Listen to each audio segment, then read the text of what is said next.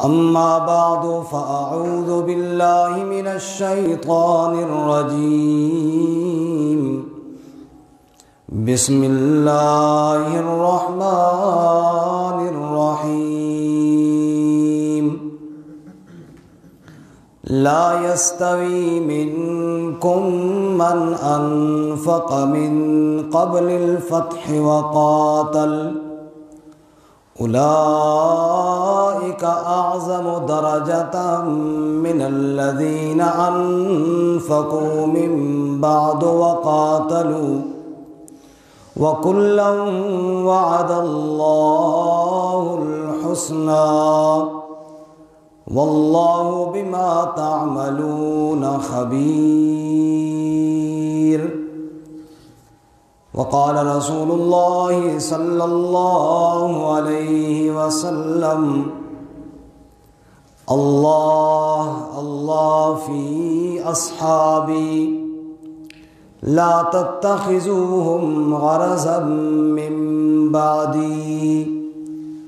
صدق الله وصدق رسوله النبي الكريم ونحن على ذلك لمن الشاهدين والشاكرين والحمد لله رب العالمين. إن الله وملائكته يصلون على النبي يا أيها الذين آمنوا صلوا عليه وسلموا تسليما. اللهم صل على محمد وعلى آل محمد كما صليت على إبراهيم وعلى آل إبراهيم إنك حميد مجيد. اللهم بارك على محمد وعلى آل محمد كما باركت على إبراهيم وعلى آل إبراهيم إنك حميد مجيد. معزز سامعین، دوستوں اور بزرگوں اور بھائیوں، اسلام ایک مکمل ضابطۂ حیات ہے. صرف نماز، روزے اور عبادات تک محدود نہیں، بلکہ انسان زندگی کے ہر لمحے اور موڑ پر ہماری رہنمائی کرنے والا ایک سچا دین ہے. اسلام کا جو طرۂ امتیاز ہے وہ اس کا درس اخلاقیات ہے. اسلام نے اللہ کی عبادت کے ساتھ ساتھ اچھے اخلاق کا درس بھی ہمیں دیا ہے. حتیٰ کہ وہ قیدی جو بدر میں قید ہوئے یا دیگر جنگوں میں قید ہو کر مسلمانوں کے ہاں قیدی بن کر کے آئے، اور رسول اللہ صلی اللہ علیہ وسلم نے اپنے ایک حسن تدبیر والے اچھے نظام کے تحت ان کو صحابہ کرام میں تقسیم فرما دیا. ہر آدمی اپنی وسعت کے مطابق ایک قیدی، دو قیدی لے کر چلا گیا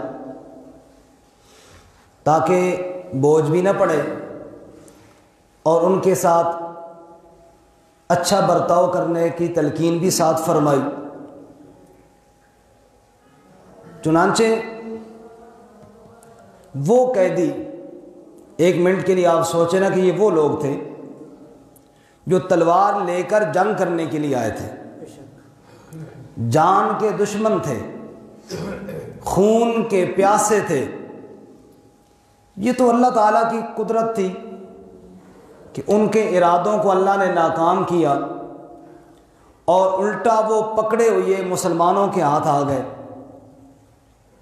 اب وہ قیدی جو جان کے دشمن ہیں، خون کے پیاسے ہیں، ان کے ساتھ حسن سلوک کا درس دیا گیا۔ اور بعض قیدی وہ اچھے اخلاق دیکھ کر مسلمان ہو گئے۔ مثال کے طور پر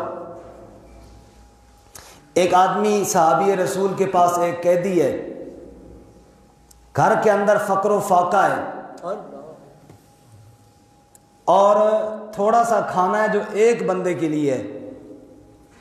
اب وہ قیدی بھی ساتھ باندھا ہوا ہے جو دشمن ہے جان کا۔ اب وہ کھانا آیا بھئی ایک بندے کا ہے، دوسرے نے پتے یا گھاس کھانے ہوں گے، تو صحابی رسول نے اس دشمن قیدی سے کہا بھئی کھانا تو کھا لے، میں پتے کھا لیتا ہوں، اب کھانا ہے ہی ایک بندے کا۔ تو وہ دشمن کہنے لگا کہ نہیں ایسے کر، پتے پھر مجھے کھلا دے، تیرے پاس اور کھانا جو نہیں ہے۔ تو صحابی رسول جواب میں کہنے لگے کہ تم امیر گھرانے کا آدمی ہے، تم پتے مشکل سے کھائے گا، ہم تو فقیر لوگ ہیں، پہلے بھی کھاتے رہتے ہیں، اس لیے کھانا تو کھا، میں پتے شتے کھا کے گزارا کر لیتا ہوں۔ وہ دشمن قیدی یہ اخلاق دیکھ کر میرے نبی کی غلامی کے اندر آ گیا۔ اس نے کہا پھر کھانا بعد میں کھائیں گے، پہلے مجھے بھی کلمہ پڑھا۔ اگر تمہارے نبی نے یہ تمہیں تربیت دی ہے اور یہ اخلاق دیے ہیں تو پھر ہم کیوں اس دین سے دور رہیں؟ اسلام ایک ایسا سچا اور پکا دین ہے۔ خود جناب رسول اللہ صلی اللہ علیہ وسلم کے دشمنوں کے ساتھ کیا معاملات تھے ہر بندہ خوب جانتا ہے۔ ایک لمبی فہرست ہے، اگر یہی اچھے اخلاق ہی بیان کرتا جاؤں تو ٹائم تھوڑا سا ہوتا ہے۔ چلو ایک مثال عرض کر دوں۔ سمامہ اپنے قبیلے کے سردار ہیں، کئی صحابہ کے قاتل ہیں، پکڑے گئے۔ اللہ کے نبی نے فرمایا مسجد نبوی کے ستون کے ساتھ باندھ دو۔ نماز ہوئی، اللہ کے نبی قریب گئے، سمامہ کیا حال ہے تیرا؟ اور اتنا غصے میں ہے کہ اس نے اوپر دیکھا نہیں۔ اس نے کہا ان تقتل ذا دم، اگر تم مجھے قتل کرو گے تو میری قوم بدلہ لے گی، اور اگر مجھے معاف کر دو گے تو میں احسان مند بھی رہوں گا۔ آپ واپس چلے گئے، ابھی بہت غصے میں ہے۔ دوسرے دن پھر آپ آئے، پھر پوچھا حال احوال، اس نے پھر وہی جواب دیا، آپ پھر واپس چلے گئے۔ تیسرے دن آیا اور صحابہ سے آپ نے فرمایا تھا کہ اس کا کھانے پینے کا اچھا خیال رکھنا ہے۔ پھر آپ نے وہی سوال کیا، آپ نے فرمایا کہ سمامہ کی رسیاں کھول دو اور اسے آزاد کر دو۔ سمامہ کہتا ہے اللہ کی قسم میں یہ توقع بھی نہیں رکھتا تھا کہ میرے ساتھ یہ برتاؤ کیا جائے گا، کیونکہ مجھے پتا تھا کہ میں نے کیا کیا ہوا ہے آپ کے ساتھ، مجھے یہ یقین تھا کہ میری تو بوٹی بوٹی کر دی جائے گی، تو مجھے ایک تھپڑ بھی نہیں مارا گیا۔ 3 دن کھلایا گیا پلایا گیا، اور 3 دنوں کے بعد کہا جا رہا ہے کہ اس کو چھوڑ دو اور آزاد کر دو۔ سمامہ کہتے ہیں کہ میں نے پہلی دفعہ یہ جملہ جب سنا تو یقین نہیں آ رہا تھا کہ میں سچ سن رہا ہوں یا کوئی دھوکہ کھا رہا ہوں۔ پہلی دفعہ میں نے نگاہ اٹھا کے رحمت کائنات صلی اللہ علیہ وسلم کے چہرے انور کو اس دن دیکھا کہ اعلان کرنے والے کو دیکھوں تو صحیح یہ کون ہے۔ میں نے دیکھا کہ آگے جن کی جان کا میں دشمن تھا وہ مسکرا رہے تھے، اور کہا سمامہ جاؤ اپنے بیوی بچوں کے ساتھ رہو، جاؤ تمہیں آزاد کر دیا۔ سمامہ کہتے ہیں تب بھی تھوڑا سامنے ذرا آداب کے بھی مناسب نہیں ہے، جزاک اللہ، باقی میری طرف دیکھیں۔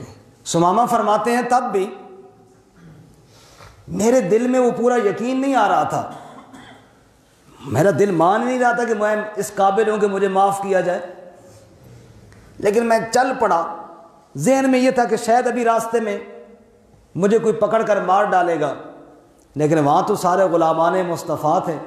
جب مصطفیٰ صلی اللہ علیہ وسلم نے کہہ دیا کہ آزاد ہے تو پھر آزاد ہی آزاد ہے۔ کہنے لگا جب میں مدینہ کی حدود سے باہر نکلا اور اپنے آپ کو محفوظ محسوس کیا اور سمجھ گیا کہ واقعتاً میں آزاد ہو گیا ہوں، مجھے کوئی کچھ نہیں کہنے والا، اب کہنے لگا کہ میں جاؤں تو گھر کی طرف، لیکن پاؤں کے اندر وہ ایمان والے اخلاق کی محبت ایسے پڑ چکی تھی کہ دل کرے کہ واپس پلٹ جاؤں۔ کہنے لگا وہ آپ کے اخلاق دیکھ کر میں گھر تک نہ جا سکا، راستے سے پھر پلٹ کر مدینہ آ گیا۔ جو ہی نماز سے فارغ ہوئے، رحمت کائنات صلی اللہ علیہ وسلم نے دیکھا اور پوچھنے لگے ثمامہ تم گئے نہیں؟ کہ یا رسول اللہ گیا تو تھا، پھر واپس آ گیا ہوں۔ پھر کیوں واپس آئے ہو؟ اے اللہ کے نبی دشمنیاں ساریاں چھوڑ کے اب غلامی کرنے کے لیے آیا ہوں۔ سبحان اللہ، سبحان اللہ۔ آج میرے اخلاق کیسے ہیں؟ میرے بھائی کے ساتھ اخلاق کیسے ہیں؟ میرے پڑوسی کے ساتھ اخلاق کیسے ہیں؟ میرے دوستوں کے ساتھ کیسے اخلاق ہیں؟ شیخ سعدی رحمۃ اللہ علیہ اسی لیے تو تڑپ کر کہنے لگے شنیدم کے مردان راہ خدا، دلے دشمنا نہ کردد تنگ، ترا کہ میسر شبد ای سعادت با دوستاں خلاف است و جنگ۔ شیخ سعدی رحمۃ اللہ علیہ نے فرمایا میں نے یہ بات سنی ہے، جو اللہ والے ہوتے ہیں وہ تو دشمن کا بھی دل نہیں دکھاتے، تجھے یہ مقام کہاں سے حاصل ہوگا؟ تو تیری ایذاؤں اور تکلیفوں سے تو اپنے محفوظ نہیں ہے، تو اپنوں کا دل دکھاتا ہے، تجھے یہ عظمتیں اور مقام کہاں سے حاصل ہوں گی؟ تو میں یہ عرض کر رہا ہوں کہ اسلام نے ایک سب سے اہم ترین چیپٹر اور باب کے طور پر اچھے اخلاق ہمیں عطا فرمائے ہیں۔ اللہ کے رسول صلی اللہ علیہ وسلم نے ارشاد فرمایا جو بندہ اپنے اچھے اخلاق کر لے میں اس کو جنت کے اعلیٰ مقام پر محل دینے کی ضمانت اور گارنٹی دلاتا ہوں۔ اللہ ہمیں اچھے اخلاق نصیب فرمائے۔ بد اخلاقی شروع ہوتی ہے بد زبانی سے۔ بد اخلاقی شروع کہاں سے ہوتی ہے؟ بد زبانی سے۔ رسول اللہ صلی اللہ علیہ وسلم نے ارشاد فرمایا روزانہ انسان کے سارے اعضاء زبان کی منت کرتے ہیں اور ہاتھ جوڑتے ہیں، تو ٹھیک رہے گی تو ہم بھی ٹھیک رہیں گے، تو غلط چلے گی تو ہم بھی غلط ہو جائیں گے، خدا را تو سیدھی رہنا۔ جب تو بگڑ جاتی ہے تو ہاتھ غلط چلتا ہے، زبان غلط چلتی ہے، دماغ بھی غلط پھر چلتا ہے، اور پھر جناب انسان کے پاؤں بھی غلط طرف چلے جاتے ہیں، حتیٰ کہ اگلی کی جان تک چلی جاتی ہے۔ بات زبان سے چلی تھی۔ کل پرسوں دیکھا وہ سوشل میڈیا پہ حیران رہ گیا کہ بجلی کا بل آیا اور دو شریک آپس میں کہ تو نے اتنے دینے ہیں، تو نے اتنے دینے ہیں، تیرے اتنے یونٹ ہیں، میرے اتنے یونٹ ہیں۔ اس بات پہ تکرار ہوا اور ایک نے گالی دی، دوسرے نے پسٹل نکال کر فائر کیے، 3 بھائی ادھر سے مر گئے، 2 بھائی ادھر سے مر گئے، میٹر بھی ادھر ہی رہا، بل بھی ادھر ہی رہا، 5 قتل ہو گئے ایک زبان کی گالی اور بول کی وجہ سے۔ تو رسول اللہ صلی اللہ علیہ وسلم نے سچ فرمایا تھا نا کہ زبان کو قابو میں رکھو گے تو بد اخلاقی سے بچے رہو گے، اور جب تمہاری زبان تمہارے کنٹرول سے باہر نکل جائے گی تو بد اخلاقیاں آگے پھیلتی چلی جائیں گی۔ اسلام نے اسی لیے اور بڑے تو کا ادب تو رہا، بڑے کا اسلام نے تو چھوٹوں کا ادب بھی سکھایا ہے۔ ہر ایک کا ایک درجہ ہے، ایک احترام ہے، اولاد کا احترام سکھایا ہے۔ اکرموا اولادکم، اللہ کے رسول صلی اللہ علیہ وسلم نے فرمایا اپنی اولاد کا اکرام کرو، ان کو عزت دو، اولاد کو بڑی مجلس میں بے عزت نہ کرو۔ اللہ کے نبی صلی اللہ علیہ وسلم نے منع فرمایا۔ اللہ کے نبی صلی اللہ علیہ وسلم نے پانی پیا، اب بچا ہوا پانی ہر بندے کی خواہش تھی، ہر صحابی کی خواہش تھی، رسول اللہ صلی اللہ علیہ وسلم کا بچا ہوا مجھے نصیب ہو جائے، ہر بندہ چاہتا ہے، دیکھ رہا ہے اب کس کو ملتا ہے، اور آپ صلی اللہ علیہ وسلم کو دائیں جانب پسند تھی۔ فرمایا اللہ تعالیٰ کو بھی دائیں جانب پسند ہے، اللہ کے نبی صلی اللہ علیہ وسلم کو بھی دائیں جانب پسند ہے۔ ان اللہ تعالیٰ یحب التیامن، دائیں جانب پسند ہے۔ اب دائیں جانب ایک لڑکا بیٹھا ہوا ہے چھوٹا سا، بائیں جانب بزرگ لوگ بیٹھے ہیں۔ اب دائیں جانب کو دیکھا جائے تو چھوٹے کا حق ہے، عمر رسیدہ اور اشخاص بڑے کو دیکھا جائے، بزرگی کو دیکھا جائے تو ان کا حق ہے، لیکن آپ صلی اللہ علیہ وسلم نے دائیں جانب دیکھا، چاہا تو صحیح کہ بڑوں کو دوں، لیکن کہا حق بچے کا ہے۔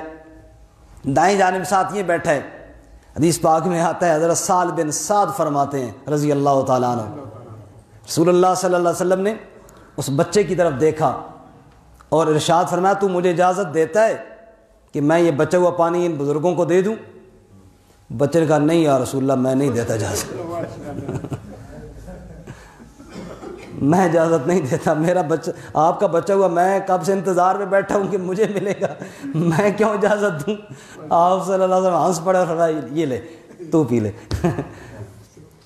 امت کو درس دیا کہ ہر ایک کا ایک احترام ہے، ہر ایک کا ایک مقام ہے۔ وہ بچہ تھا لیکن جو اس کا مقام ہے وہ اس کو دیا اللہ کے نبی صلی اللہ علیہ وسلم نے، اور یہ نہیں فرمایا کہ نہیں نہیں تو کون ہوتا ہے، لہذا جا، اس کو نظر انداز نہیں کیا۔ جو اس کا مقام تھا، جو اس کا احترام تھا، جو اس کا اکرام تھا، وہ آپ صلی اللہ علیہ وسلم نے اس بچے کو بھی دیا۔ حدیث پاک میں آتا ہے رسول اللہ صلی اللہ علیہ وسلم نے ارشاد فرمایا، اب یہ اعزاز اور احترام کئی نسبتوں سے ہوتا ہے، جیسے اب وہ دائیں جانب بیٹھا تھا، یہ ایک عزت کا مقام تھا، ایک نسبت تھی احترام کی، اور اس نسبت کا لحاظ رکھا اللہ کے نبی صلی اللہ علیہ وسلم نے، اور آپ صلی اللہ علیہ وسلم نے اس کو پورا پورا لحاظ دیا اس عزت کا۔ اسی طرح ایک آدمی عمر رسیدہ ہے، کوئی بزرگ آدمی ہے، سفید ریش ہے، مجھ سے عمر میں بڑا ہے، اب یہ ایک مقام ہے، اس کا اعزاز ہے۔ رسول اللہ صلی اللہ علیہ وسلم نے ارشاد فرمایا لیس منا من لم یرحم صغیرنا ولم ویعرف شرف کبیرنا، وہ بندہ ہم میں سے نہیں ہے جو ہمارے چھوٹوں پر شفقت نہیں کرتا اور ہمارے بڑوں کی عزت اور مقام کو نہیں سمجھتا۔ فرمایا اللہ تعالیٰ بھی حیا کرتے ہیں سفید بالوں سے۔ اب یہ اس کی عمر رسیدگی، یہ اس کو احترام دے رہی ہے، آپ نے فرمایا اس کا بھی لحاظ رکھو۔ ابھی ہم مسجد میں آ رہے ہیں، جو پہلے آتے ہیں وہ پہلے بیٹھ جاتے ہیں، جو بعد میں آتے ہیں وہ بعد میں بیٹھتے ہیں، جو پہلے آیا اس کا بھی ایک مقام ہے۔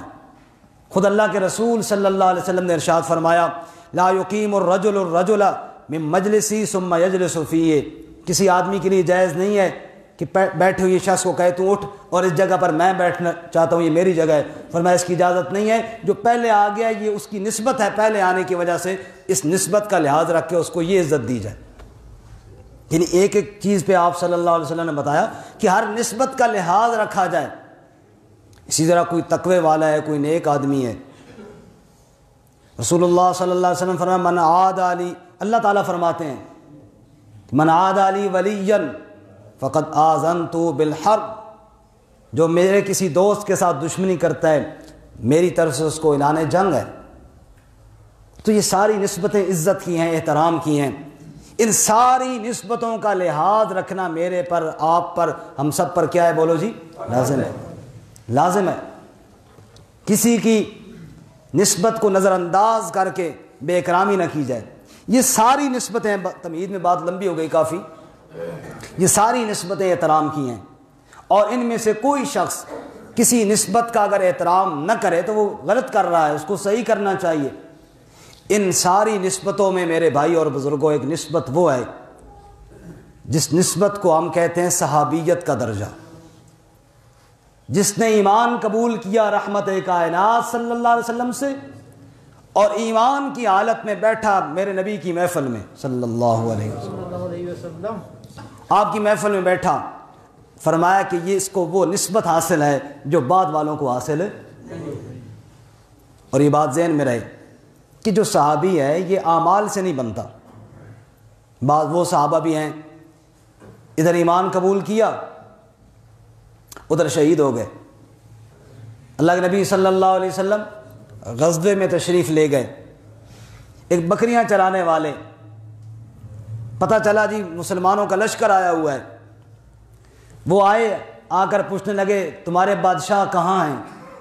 صحابہ نے کہا ہمارے بادشاہ نہیں ہیں، وہ اللہ کے رسول ہیں صلی اللہ علیہ وآلہ وسلم، وہ کہاں ہیں؟ میں ان سے مل سکتا ہوں؟ کہا کیوں نہیں مل سکتے، یہ کہ دنیا کے بادشاہوں والے دربار تو ہیں نہیں، وہ آپ کا خیمہ ہے۔ صحابہ لے گئے۔ اب وہ غریب بیچارہ غلام کبھی بڑے لوگوں کے سامنے بیٹھا نہیں، اور آپ صلی اللہ علیہ وسلم کی تو ویسے اللہ نے ہیبت اور رعب رکھا ہوا تھا، رعب طاری ہوا، کپ کپانے لگا۔ آپ نے بڑی شفقت سے ہاتھ اس کے سر پر رکھا اور کہا میرے بھائی بالکل خوشی سے آرام سے سکون سے بیٹھو، میں اس آمنہ کا بیٹا ہوں جو سوکھی روٹی کھایا کرتی تھی، میں کوئی دنیا کے بادشاہوں کی طرح نہیں ہوں۔ اور کہو کچھ بات کرو، اب وہ بیچارہ کیا کہتا، بس اس کی آنکھوں میں آنسو آ گئے۔ اتنی عزت اسے کبھی کسی نے دی نہیں تھی، اس کے مالک تو کبھی اس کو کھانے میں ساتھ بٹھایا نہیں کرتے تھے۔ وہ حیران ہو رہا ہے کہ مسلمانوں میں سب سے بڑے ان کے امیر ہیں، اللہ کے رسول ہیں، اور مجھے ساتھ بٹھا لیا، میرے اوپر ہاتھ بھی پھیر رہے ہیں شفقت کا، اور مجھے کہہ رہے ہیں کوئی بات بھی کرو۔ بس نم آنکھوں کے ساتھ اوپر دیکھا کہ یا رسول اللہ، اللہ نے کتنا آپ کو حسین بنایا ہے، اور میرا رنگ تو اللہ تعالیٰ نے کالا ہی بنایا۔ آپ مسکرائے اور فرمایا نہیں نہیں، اللہ کے ہاں کوئی برا نہیں ہے، کیا تم بھی چاہتے ہو کہ اللہ بھی تجھے حسن عطا فرمائے؟ کہ یا رسول اللہ چاہتا ہوں۔ فرمایا پھر گواہی دو کہ اللہ کے سوا معبود کوئی نہیں، اور میں اللہ کا سچا رسول ہوں، ہاتھ آگے بڑھاؤ۔ اس نے ہاتھ بڑھایا اور کہا اشہد ان لا الہ الا اللہ واشہد ان محمدا عبدہ ورسولہ۔ فرمایا یا رسول اللہ میری کیا ذمہ داری ہے؟ کہ صفیں بن رہی ہیں، جہاد کی صفیں تیار ہیں، بس میدان گرم ہونے والا ہے، اللہ کے رسول بھی شریک ہوں گے، رسول کے ماننے والے بھی شریک ہوں گے، تو بھی ساتھ شریک ہو جا۔ کہ لبیک، تلوار لی اور یہ جا اور وہ جا، اور شہید ہو گئے، شہید ہو گئے۔ اور رسول اللہ صلی اللہ علیہ وسلم ان کی میت پہ آئے اور بیٹھے مسکرا رہے ہیں۔ صحابہ نے پوچھا یا رسول اللہ کیوں مسکرا رہے ہو؟ فرمایا بڑا تھوڑا سا ٹائم اسلام میں گزارا اس نے، نہ حج کیا، نہ کوئی روزہ رکھا، نہ کوئی زکوٰۃ کا ایک پیسہ اور دھیلا دیا، نہ نماز پڑھنے کا موقع ملا، کوئی عمل بھی کوئی نہیں کیا۔ ادھر آیا، ایمان قبول کیا، کفر اور شرک کو چھوڑا، اور میرے ساتھ جہاد میں شریک ہوا، اور جان اللہ کے حوالے کر دی۔ میں دیکھ رہا ہوں اس کے رنگ کو بھی اللہ نے چمکا دیا ہے، اور جنت کی حوریں لپک کر اس کا استقبال کر رہی ہیں۔ سبحان اللہ، یہ بڑی اونچی نسبت ہے، یہ نسبت بہت اونچی نسبت ہے۔ اس لیے اللہ کے رسول صلی اللہ علیہ وسلم نے ارشاد فرمایا اللہ اللہ فی اصحابی لا تتخذوهم غرضا من بعدی۔ 2 دفعہ اللہ کا نام لیا، اللہ اللہ، میں تمہیں اللہ کا واسطہ دیتا ہوں، 1 بار نہیں 2 بار دیتا ہوں۔ فی اصحابی، اپنے صحابہ کے بارے میں، اپنے یاروں کے بارے میں تمہیں اللہ کا واسطہ دیتا ہوں، لا تتخذوہم غرضا من بعدی، میرے بعد ان کو تنقید کا نشانہ نہ بنانا۔ یہ نسبت بڑی اونچی ہے، اس نسبت کا احترام کرنا بہت لازمی ہے۔ یہ مت دیکھ کہ اس نے نماز کوئی نہیں پڑھی، یہ مت دیکھ اس نے روزہ کوئی نہیں رکھا، اور مجھے تو ہو گئے جناب 40 سال روزے رکھتے ہوئے، اور میں تو ہر سال زکوٰۃ بھی دیتا ہوں، میں تو تہجد کی نماز بھی پڑھتا ہوں، اس نے تو فرض بھی کوئی نہیں پڑھی، اور میں 10 دفعہ حج کر چکا ہوں اور اس نے تو 1 حج بھی کوئی نہیں کیا۔ مت دیکھ ان نسبتوں کو، تو نسبت دیکھ سرکار دو عالم صلی اللہ علیہ وسلم کی، کیا وہ اللہ کے نبی کی محفل میں بیٹھا ہے یا نہیں بیٹھا؟ اس کے پاس وہ آنکھیں ہیں جن آنکھوں نے ایمان کی حالت میں محبوب خدا صلی اللہ علیہ وسلم کا دیدار کیا ہے۔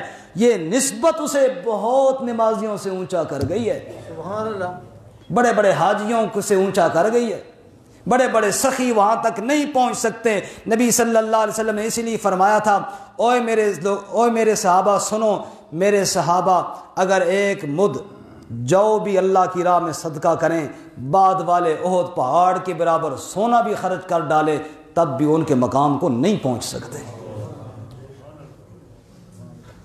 ان کے مقام کو بعد والے نہیں پہنچ سکتے۔